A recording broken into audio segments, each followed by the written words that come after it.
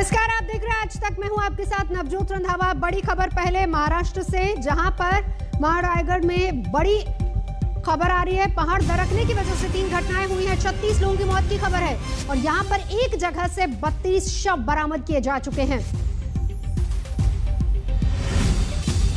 4 शव एक ही गांव से मिले हैं। पहाड़ दरकने की घटना कल शाम की है। बताया जा रहा कि 32 लोगों को के शव बाहर निकाले जा चुके हैं। अधिकारियों के मुताबिक मलबे में अभी 30 से 35 लोग फंसे हो सकते हैं। 15 लोगों का रेस्क्यू हो चुका है। ये बड़ी खबर। 30 से 35 लोग अभी भी वहां पर फंसे हुए हैं। तस्वीरों में देख सकते हैं एनडीआरएफ की टीम वहां पर मौजूद है। लगातार बारिश के बाद पहाड़ दरकने और किस तरीके से बड़ा हादसा हुआ रायगढ़ में, जहां पर पहाड़ दरका और उसके बाद अभी भी रेस्क्यू ऑपरेशन जारी है। 30 से 35 लोग फंसे हुए हैं। 36 लोगों की मौत की खबर आ रही है। 15 का रेस्क्यू कर लिया गया है। कल शाम 3 जगह पर पहाड़ दरकने की खबर आई थी। 3 जगहों पर पहाड़ दरका था। 2 तस्वीरें आपको दिखा रहे हैं। हादसे में 36 लोगों की मौत की खबर। मौसम का अंदाजा आप इन तस्वीरों को देखकर लगा सकते हैं। बादलों का डेरा। सीधा चलेंगे, सौरभ बख्तानिया मेरे साथ इस वक्त जुड़ चुके हैं। सौरभ, अभी हालात क्या है वहां पर? ये हालात अभी भी वैसे ही बने हुए हैं। मैं आपको बता दूं कि 3 लैंडस्लाइड की घटना यानी कि भूस्खलन की जो घटना है ये महाड़ के रायगढ़ डिस्ट्रिक्ट में हुई थी। कल शाम को 5:30-6 बजे के बीच में तलई, सावरखड़ी एरिया और एक और अन्य जो गांव है वहां पर, ये 3 जगहों पर ये पूरा भूस्खलन हुआ था। अब इसमें टोटल 36 लोगों की बॉडी रिकवर की है। 32 बॉडी को तलई से रिकवर किया है। बाकी जो बॉडीज है वो अन्य इलाकों से की है। नवजोत, मैं आपको बता दूं दूसरी बात कि वहाँ के हालात काफी ज्यादा खराब है, क्योंकि उस जगह तक पहुंचना भी काफी ज्यादा डिफिकल्ट हो रहा है टीम के लिए। नेवी की 2 टीम है, एसडीआरएफ की 2 टीम है, एनडीआरएफ की 2 टीम है, साथ ही कोस्ट गार्ड की टीम वहां पर पहुंची है। साथ ही एयरफोर्स की मदद ली जा रही है, क्योंकि हेलीकॉप्टर के सहारे लोगों को वहां से रेस्क्यू किया जाए। एनडीआरएफ की टीम जस्ट थोड़ी देर पहले वहां पर पहुंची है। दूसरी अगर तो मैं बात करूं, बारिश थोड़ी बहुत कम जरूर हुई है, लेकिन सावित्री नदी का जो पानी है वो अभी भी उफान है पर है। यानी कि महाड़ में जिस तरीके से भारी बारिश के चलते जो हालात है वो काफी ज्यादा बिगड़ते चले जा रहे हैं, वहां पर हालात बिल्कुल सही नहीं है। लोगों से यही अपील की जा रही है कि अगर जो जगह पर वो सुरक्षित है वो वही जगह पर बने रहे, वहां से बाहर ना निकले। साथ ही जो लोकल की 15 टीमें, रायगढ़ डिस्ट्रिक्ट कलेक्टर की 15 टीमें अलग अलग जगह पे जाने की कोशिश करी है, लेकिन मैं आपको बता दूं जगह जगह पर पानी भरा हुआ है, भूस्खलन हुई है, तो कई जगह पर मूव करना भी काफी ज्यादा डिफिकल्ट हो रहा है। इस लैंडस्लाइड इंसिडेंट में 36 बॉडीज अभी तक निकाली गई है। प्रशासन का ये कहना है अभी भी 30 से 35 लोग अंदर फंसे हो चुके हैं। सौरभ, अगर आप समझा पाए, क्योंकि देखिए 2 चीजें जो आपने बताई हैं, और एक तो हम तस्वीरों में देख ही रहे हैं कि आसमान में किस तरीके से काले बादल है, मौसम अभी भी वहां पर बहुत खराब है। दूसरी बड़ी बात जो आप बता रहे हैं कि इस तरह का इलाका है कि वहां तक मदद पहुंचने में भी बहुत देरी लग रही है। पूरे इलाके को अगर आप डिस्क्राइब कर पाए, एक्चुअली कौन सा एरिया, किस तरह का गाँव है, कितनी आबादी है? देखिए, सबसे जो बुरा हाल हुआ है मैं आपको बता दूं, महाड़ के अंदर जो तलाई गांव है, तलाई गांव में सबसे ज्यादा बॉडीज को रिकवर किया गया है। वहां पर सबसे ज्यादा आबादी थी। तो पहाड़ से जो लैंडस्लाइड, जो मलबा निकला है, जो लैंडस्लाइड होते हुए नीचे आ रहा था नौजोत, वो सारा का सारा सारे घर को बहा के लेके चला गया है। अब दिक्कत ये हो रही है कि मलबा इतना ज्यादा है, तो जहाँ पर जो लोग फंसे हुए हैं वहां तक पहुंचना काफी ज्यादा डिफिकल्ट हो रहा है। कल रात में पूरे अंधेरे में 15 लोगों को बचा जरूर लिया गया था, लेकिन अब जिस जगह पर ये भूस्खलन हुई है, जहां पर एग्जैक्टली लोग फंसे हुए हैं, वहां पर एग्जैक्टली पहुंचना बहुत डिफिकल्ट हो रहा है। साथ ही मैं आपको बता दूं कि बारिश लगातार तेज हो रही है। दूसरा, महाड़ में जो एक और सबसे बड़ी प्रॉब्लम है कि सावित्री नदी वहां से बहती है। सावित्री नदी का जो पानी है वो ओवरफ्लो हो रहा है, वो उफान पर है। तो मुश्किलें काफी ज्यादा लगातार बढ़ती हुई, तो प्रशासन को काफी दिक्कतों का सामना करना पड़ रहा है। अब जो हेलीकॉप्टर के सहारे, मैं आपको बता दूं, इंडियन एयरफोर्स के हेलीकॉप्टर्स वहां पर पहुंचे हैं और लोगों को हेलीकॉप्टर के सहारे वहां से निकालने की कोशिश की जा रही है। प्रशासन अभी भी यही बता रहा है कि 35 से 40 लोग अभी भी उस मलबे में फंसे हो सकते हैं, जिनको निकालने का प्रयास किया जा रहा है। और अगर ऐसे में, देखिए सौरभ, बड़ा सवाल आगे ये भी होगा, अगर ऐसे में मौसम इसी तरह का रहता है, जाहिर सी बात है कि रेस्क्यू ऑपरेशन में दिक्कतें आएगी। कितने गांव उस एरिया में हैं जो अभी भी, जहां पर लोग फंसे हुए हैं? देखिए 5 से 6 गांव है जहां पर ये इंसिडेंट हुआ है नवजोत, और बहुत ही आस पड़ोस के ये गांव है क्योंकि ये पूरा पहाड़ी इलाका है, वहां से नदी गुजरती है, तो ये पूरा पहाड़ी इलाका है और यहाँ पर बारिश अभी भी रुकी नहीं है। मौसम विभाग का साफ कहना है कि अगले 3 से 4 दिनों तक ऐसी ही जोरदार तेज बारिश होती रहेगी, इसलिए प्रशासन भी काफी ज्यादा चिंतित है। इसलिए एनडीआरएफ हो, इंडियन नेवी हो, कोस्ट गार्ड हो, सभी की मदद की जा रही है और सभी की 2 से 3 टीमें वहां पर मौजूद है। बिल्कुल, नजर बनाए रखिए। लौटेंगे आपके पास। सौरभ बख्तानी मेरे से कोई जानकारी दे रहे थे। आगे बढ़ेंगे। अगली बड़ी खबर पंजाब से, जहां पर नवजोत सिंह सिद्धू की प्रदेश अध्यक्ष के पद पर ताजपोशी हो गई है। सिद्धू अमरिंदर में समझौते की तस्वीरें भी सामने आई हैं, वो तस्वीरें आपको दिखाएंगे मंच पर एक साथ। सिद्धू अमरिंदर नजर आए। कैप्टन की टी पार्टी में भी पहुंचे थे नवजोत सिंह सिद्धू। कैप्टन ने पुराने रिश्ते की याद दिलाई, साथ ही कहा कि मिलकर काम करेंगे।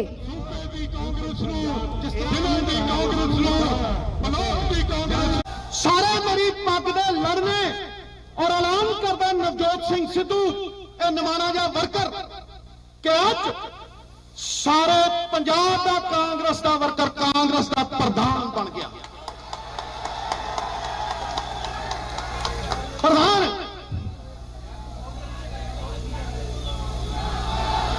आज कोई शक नहीं रह गया लीडर ते वर्कर जदों वड्डी नदी खड़खड़ करदी चढ़ करदी जाके समुंदर दे विच रलदी है ना, ते फिर ओदा कोई अस्तित्व नहीं रहिंदा। नवजोत सिंह सिद्धू एक निमाणा जिहा वर्कर अज इस विराट वर्करां दे समुंदर दे विच पूरी तरह समा चुकिया। मसला यह है कि अज पंजाब दा किसान दिल्ली दियां बरूहां दे उत्ते बैठा है, जिनके मत से बनती हैं सरकारें, आज दर बदर सड़कों पे भटक रहे बेचारे। ये मसला है, मसला है। ईटीटी टीचर खड़े ने सड़कों के उत्ते, मसला है। डॉक्टर खड़े ने, नर्सां नूं रहण नूं थां नहीं, मसला है कि कंडक्टर ड्राइवर धरने दे रहे, धरने ते बैठे हैं। ये मसला है, मसला मेरे गुरु दा। ये मसला है ते प्रधानगी जाखड़ साहब पतवंते सजणों, ये प्रधानगी उन्हां मसलियां नूं हल करन दियां उम्मीदां दी प्रधानगी है, उम्मीदां दी। देखो जेड़े विरोधी कहंदे सी अज कांग्रेस एक मुठ है, एक झुट है, एक मुठ है, एक झुट है, तो समुंदर है कार्यकर्ता, समुंदर है वर्कर, जिस सामने अस्तित्व खोना है। जिस तरह अणु के बिना परमाणु नहीं बन सकता, अणु के बिना परमाणु नहीं बन सकता, व्यक्ति के बिना समाज नहीं बन सकता, उस तरह कोई भी पार्टी कार्यकर्ता और वर्कर के सहयोग के बिना नहीं बन सकती, नहीं बन सकती। करो कदू तक बना के सजाऊं, जोश करूं, एक नवा बदलाव है फिजा च, बंदा जनता का सैलाब है और सिकंदर बना के खड़ा करूं। आगे बढ़ते हैं। जासूसी कांड को लेकर संसद में आज फिर से हंगामा हुआ है। टीएमसी के राज्यसभा सांसद शांतनु सेन को संसद सत्र के बाकी हिस्से के लिए निलंबित कर दिया गया। शांतनु सेन ने गुरुवार को आईटी मंत्री अश्विनी वैष्णव से सदन में कागजात छीन कर फाड़ दिए थे। आज सरकार की ओर से टीएमसी सांसदों के निलंबन प्रस्ताव पेश किया गया, जिसके बाद ध्वनि मत से उसको पास कर दिया गया। वेंकैया नायडू ने उनके निलंबन का फैसला सुना दिया। हंगामे के चलते राज्यसभा को दोपहर 2:30 बजे तक के लिए स्थगित किया गया। लोकसभा को फिलहाल सोमवार तक के लिए स्थगित कर दिया गया है। कल और आज की तस्वीरें आपको दिखा रहे हैं।